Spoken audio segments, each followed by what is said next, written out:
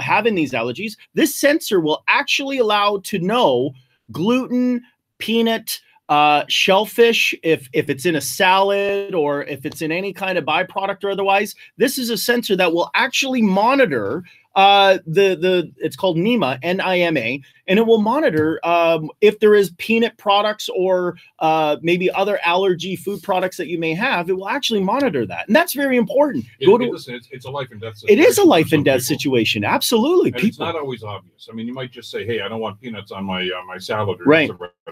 But I mean, there can be other things. They can cook in peanut oil, for instance, and that's right. And maybe the wait staff wouldn't even know that. That's right. Yeah, so and this is very timely. This is actually very neat. We're going to see a lot more of this in regards to obviously and preemptively helping those with these allergies become and those with allergies know. I mean, I don't have any, thank goodness, but you know, Michelle has a very horrible allergy against dogs and horses. It's a crazy, and you don't even know. You hug someone with a dog, they don't think about it. No, you know, they're carrying the pollen because they picked up their dog and brought them in the house, and simply it just breaks out on a rash with anyone with maybe a pet allergy. You don't have any. I don't have any allergies.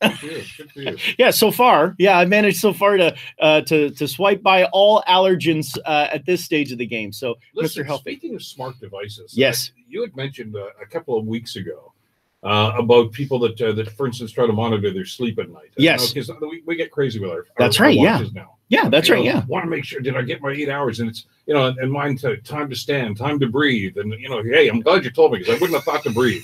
I really appreciate that. But you saw a piece the other day, an article today, I guess, that actually indicates that those watches, and us monitoring our sleep can actually be detrimental to us. You know what? It's absolutely critical. And I wanted to bring this to everyone's awareness is we sometimes rely on our smart devices to a point of which it's not healthy. And this is a major problem. What's happening is people are using these smart devices to take a diagnostic awareness of what their medical conditions are. These are more of an awareness side than it is anything else. And I think what's important is people don't take a monitoring system that is, you know, I hate to say in recreational fun awareness to a point where they're using it to diagnostically help them understand their sleep patterns. Yeah, and that can be a slippery slope. It is a slippery slope. I don't need to go to a doctor. My watch will tell me if I have an irregular heartbeat. Well, no. No. If you think you've got a problem, go to a doctor. That's right. Go to a doctor, get it properly checked. If you want to use your watch as sort of a guideline to say, I have a feeling something might be going on, then you may want to consider that. But do not use your smartwatch, your Fitbit, your Apple Watch, my Samsung watch. I mean, it is not giving you a thorough understanding of specifically how your sleep patterns are. And this is a major problem. It's actually psychologically, to a degree, making people think they have sleep issues before they go to sleep, thus causing even more sleep challenges with themselves. So do not use your smart devices, folks, for your sleep monitoring. It is kind of good, fun information to know, but these are not medical qualified sleep experts. We had a story that I'm sure our listeners will remember. I guess about a year and a half or so ago, but a suspected terrorist and the FBI wanted to get into their phone to find out who their contacts were. And Apple said, no, not doing it. Can't do it. Won't do it. Yep. And they actually had to go to the Israeli Secret Service to actually get somebody that could, hey, we do that all the time. Yeah. Which is interesting to find kind of out. Scary. But yeah. Now there's a device. Yeah, that's right. The police actually now can purchase, I mean, anyone can purchase it, but there is a product that's on the market that our authorities can now purchase. It's a product that has two little Apple out cables on them, and it's called Gray Key. This is kind of intriguing over the fact that for $15,000, you can get up to 300 devices. So our local police authorities can now get access to an iPhone with this product. They can now plug it in. It will decrypt that iPhone up to apparently iPhone X, running the most recent operating system. It will decrypt it, unlock it, and for $30,000, you can have an unlimited amount of iPhones until the newest upgrades come out. But this is a major thing. Police are using iPhones in cases, and they've used it to identify evidence in certain situations. Now this is a product that is available without going to Israel or any other foreign company at millions of dollars. it actually it works out to about $50 a phone if you price it out and get your full value out of it. Interesting stuff, and you knew that somebody was going to develop that. I mean, as soon as they said, "Hey, nobody can do that," let's work on that. Found. I was just mentioning before you came in the studio here, but one of the things you wanted to talk about here, a smartphone that doesn't connect to the internet. And I said I've had those before, but it was not on purpose. It was supposed to. This is one that's not designed to. That's right. Yeah, this one has actually been built in Korea, and this is interesting. Years ago, there was remember the iPod, right? Which was a device that was wireless, but did not have the cellular technology. Yeah. It gave you everything you needed on an iPhone, but it was not necessarily something you would take and use as a phone device. Well, Samsung has come out with a Galaxy J2. This, I'll call it a smart device, is not a phone. It's not even an internet device. What it does, though, is it allows children, if you really feel like your child needs to keep up with the Joneses or be in tune with what's going on in technology, this allows the parent to truly control what's on the device. It doesn't have Wi-Fi, it does not have 2G. It literally has to be plugged into a computer. Then it will be preloaded with the operating system, and it runs the most recent Android. You would preload the softwares onto the smartphone, so you could run a calculator, you could run all sorts of different softwares, but it does not allow for this device to connect to the internet. And maybe that's a good thing. I was trying to struggle with why would this be good or not? And in some ways, I think it could be. If you needed a very high-powered smartphone calculator or something that would be in line with, it still does your calendar, still schedules and does a lot of those things. This is something for consideration anyways. If you're looking for, I don't want to get my child a phone, but I also don't want them to be 18 and all of a sudden not know how to use it. I find that hard to believe. But in the case of that being the situation, and it's in my also highly esteemed, recognizable technological opinion, it's very expensive. It's $180 for this. Wow. I almost think go buy yourself a used phone on Kijiji and then pop out the SIM card and disable the wireless. But if you're really adamant about it, there is an option on the table. There you go. You just talking about health and how we use all these devices for health. Our good friends at Sharp have developed something now. We go to the doctor when we have to get a checkup, Bill. You go in, you get in, you visit your doctor. They take your blood pressure. They take blood. They prod and poke you in all sorts of places. Sharp has a booth. Think of it as a photo booth. Remember the old photo booths? You used to sit down, throw your dollar in, and there'd be this little photo would pop out. These booths are now called health booths, and these booths are available to get a full diagnostic of your health. It does a full checkup. It gives you a full analysis of your health situation. It checks your weight, your blood pressure, pulse, temperature, oxygen saturation. I'm no doctor, so I don't know what they're doing. I've had one before, but I really don't know what he's actually trying to collect. This is something which we will be able to do very easily. And where I see this as a business model is similar to where you would go to a small little 1,500 square foot shop on a street, and you can now get a health checkup directly in the booth, and then the information can be sent to your doctor. Cool stuff. Excellent. Always got to get a Netflix story. Every week there's always something going on. I mean, look, come on. We as a society are addicted to Netflix. It's awesome. How can we not argue that Netflix isn't awesome? And one of the things I miss on it that you used to do all the time was, if you watched House of Cards, you might be interested. Right? I thought that was very helpful to me. I thought it was one of the best things about Netflix. Now they've removed, if you noticed, it's not on there. Oh, I know.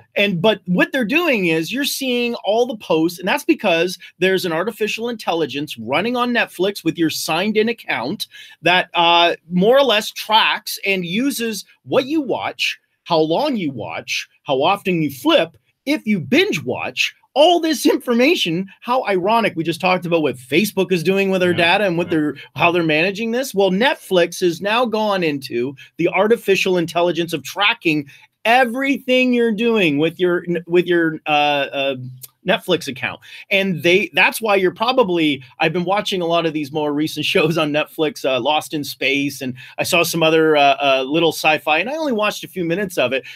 Where it's really messing up, and this is where Netflix has not figured it out yet, is my wife tends to watch shows like Orange is Black and Wentworth and female jail shows, or I don't know what she's watching, but now I'm getting all these random weird programs, and it's like, you know, artificial intelligence is not that smart yet. So if you're using this, make sure you set up your separate accounts. Michelle, by the way, has one. She never uses it, so I'm just gonna have to get used to watching some female jail shows. But this is happening right now on Netflix. They're looking at everything you're doing. Accept it. That's part of the deal. Oh yeah, and just as you know, when you're on Facebook and you know if you start Googling and looking for SUVs, all of a sudden you're going to see SUV ads popping up. That happens. That's right. It's the same thing here. I told you that one of the things we love watching are the British crime dramas. And there's dozens because you don't get access to them anywhere else. Yeah, that's right. And of course now I get the whole array of them because they say, "Oh, you're watching that one. Here's 5 more. Here's 10 more." And that's right. Yeah, I started binge watching that. I think it's almost like this addictive moment of where binge watching will now become an addictive situation where we'll need to set up a social services related to the Netflix issues, because I'm finding myself having that problem. I'm not getting a good night's sleep. I'm losing this focus. I just have to get through the next episode. It's right there for me. And that's the key when you're doing that, isn't it? It is. I mean, you say, okay, one more episode. One more episode. Starting in 3 seconds. I mean, come on. I can't tell you how I've blown through The Office 8 seasons in less than 2 weeks. It's just not healthy. And I know it's a problem. I'm already a Netflix addict. I need help. I need help. Because you start looking at your watch and saying, it's only 45 minutes long, and I don't need to be at the doctor. There's no commercials. I mean, really. I mean, yeah. So just keep that in mind. Netflix is watching everything we do, folks. Speaking of refining systems, Google's going to refine the navigation system. I think this is a really great idea. This reminds me of back east where, in New Brunswick, this is how you would get directions. If you're driving in the East Coast, and if you do, I encourage everyone, go out to the East, even in the West. But when you get into rural areas and you stop for directions and you say, I'm looking for the McLeod residence, could you give me the address? Sure thing there. Just go down the road and at the right, turn right at the red tractor. Go down another 300 meters and you'll be there. This is what Google's doing. Google Maps now has the ability to tell you, turn left at the KFC, turn right at the next McDonald's. They're using landmarks in Google Maps to actually give you directions where to go, which I think is actually pretty smart because that's your reference point. Not all of us reference that. Yeah. It's turn right in 300 meters. What? Yeah. I didn't know what a meter was in high school, let alone do I know what I'm driving. But if you say turn right at McDonald's, you're seeing it. I mean, that's within your line of vision. Well, it's also smarter, but you're right, line of vision, and you're not constantly being drawn down to look down and say, is it this street? Is it next street? Where's the arrow turning? So I agree 100%. Using landmarks is a fabulous idea because that's how we do it. Right. And so when you're using Google Maps now, you'll start to hear references of turn left instead of 200 meters. You'll be turn left at the next KFC on the right-hand side, which is great. It's like having a navigator kind of poke at you. And then you can stop and grab something to eat. I was just picking KFC for just random selection. Not by any stretch I'll be having that tonight. They're not necessarily endorse. Exactly. I love Roomba, and they've got a new variation on their team. You know what? I saw this and I thought of you instantly because so far, everyone I keep telling, folks, if you could see Bill's eyes, every time I give him these ideas, he gets a bigger smile every time going, I don't got to cut the grass. I don't have to vacuum the floors. I think we got one for the pool. I believe one to pick up doggy waste. Now, there's one that you can put in your barbecue. This product is actually, it's grill. It's a little grill bot. And what you do is you open your grill and your barbecue, which we know you cook a steak, it's all ready. You don't want to spend a lot of time scraping it after you're done cooking. You want to get in and eat it, right? Yeah. Well, now what you do is you get this device, grill bot, put it on the grill, turn it on, close the lid, and it scrapes the grill automatically, knows when all of the materials and all the waste off the grill is removed, and then it stops automatically. And it will clean your grill without you scraping and constantly grinding, and no more do you have to move and grind your barbecue any longer. It's automatically checking and cleaning your barbecue internally. But here's why this is even more timely. It's not just because I'm basically lazy and I'm trying to I wasn't going there. Medical experts now tell you you're not supposed to use a metal brush on the barbecue because the little pieces of metal wires, actually will fall off, get into the food, and it can cause severe damage to your throat. Right. So this is the solution. This is a solution. Yeah. Throw the brushes out. And Don't get need yourself barbecue brushes anymore. Get your barbecue Roomba. It's called GrillBot, and you'll be able to get your barbecue nice and polished clean after every meal. All right, we're talking about Google. We got about a minute left here. Let's get into Amazon. Yeah, well, you know what? We've seen that Amazon right now has millions and millions of users. Alexa is going to be taking on a whole new life of its own. I'll be talking about that a lot more in the near future. But here's the big thing right now with what we can expect is Amazon Prime users. Have you ever used Amazon Prime, by the way, Bill? No? Okay. I'm a Prime user, and so is over 100 million others. Amazon has just announced that Prime, which they've never announced before, is actually over 100 million people are paying. It's about $100 a year to be a Prime member. But one of the reasons why, and I don't have Alexa, I don't even like Alexa, I haven't used it in any capacity. But one of the things I thought was interesting, and they're talking about why being a Prime member is almost like being a member of Costco. You get a few little bonuses. So one of them is going to be a ability to get the music. It's called Amazon TV, Amazon Music, and now they're talking about they have two-day free shipping. As a Prime member, you may now get all shipping absolutely free if you're a member. So all the money they're making in the Prime services is literally just a cash up increase, and it's allowing them to do a lot more with their dollars. So we can expect to see a lot more from Amazon. If you're not a Prime member, just to let you know, it's $100 a year. You'll get a few little bells and whistles. The key one is 2-day free shipping, and it's actually worth it. You may find that the values and savings are well worth the investment. This Jeff Bezos guys, he's going to make a few bucks, isn't he? A little bit. I saw a video of him. He was driving a Honda Civic, and they were showing why are you driving this? Aren't you?